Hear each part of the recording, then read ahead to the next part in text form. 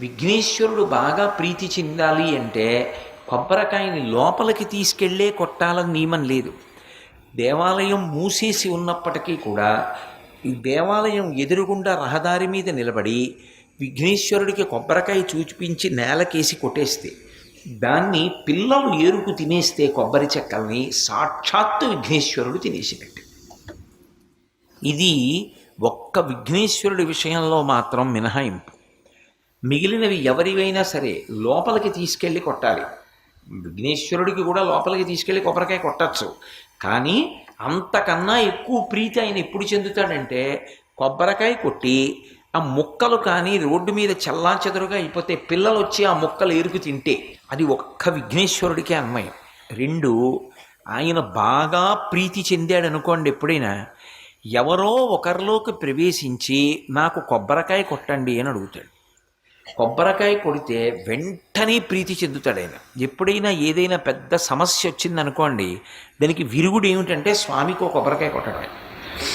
శంకరాచార్యుల వారి మూర్తుల్ని వాహనంలో పెట్టి రామేశ్వరం పంపిస్తున్నప్పుడు ఆ వాహనం యొక్క ఇరుసు విరిగిపోయింది, మూర్తుల్ని కిందకి దింపడానికి లేదు, వాహనాన్ని ఎత్తి ఇరుసు సరిగ్గా బిగించడానికి లేదు, మరమ్మత్తు చేయడానికి.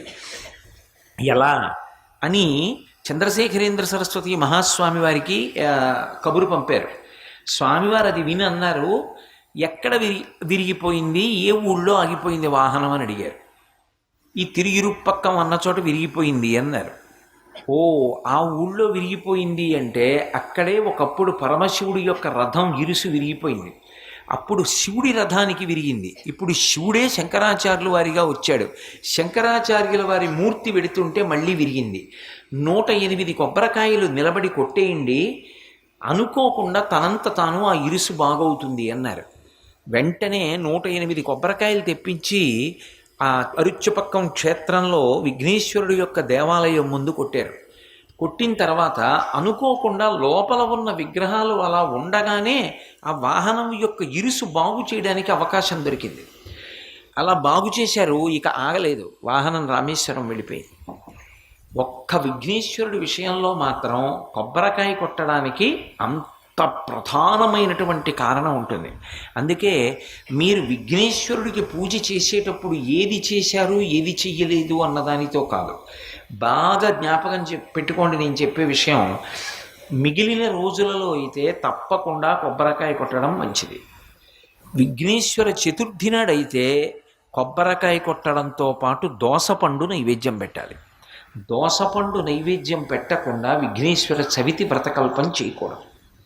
ఉండ్రాళ్ళు కుడుములు అవి సరే, దానితో పాటు తప్పకుండా దోసపండు నైవేద్యం పెట్టి దోసపండు ముక్క ప్రసాదంగా అందరూ తీసుకోవాలి. అది విఘ్నేశ్వర వ్రతకల్పంలో అత్యంత ప్రధానం. ఎందువల్ల అంటారేమో, ఆయన గజముఖంతో ఉంటాడు. గజముఖంతో ఉన్న కారణం చేత ఉపాధిరీత్యా ఏనుగు లక్షణంగా దోసపండు మహాప్రీతిపాత్రంగా స్వీకరిస్తాడు. అందుకే దోసపండు తప్పకుండా నైవేద్యం పెట్టాలి. రెండు, దోసపండుకు ఒక ప్రసిద్ధి ఉంది.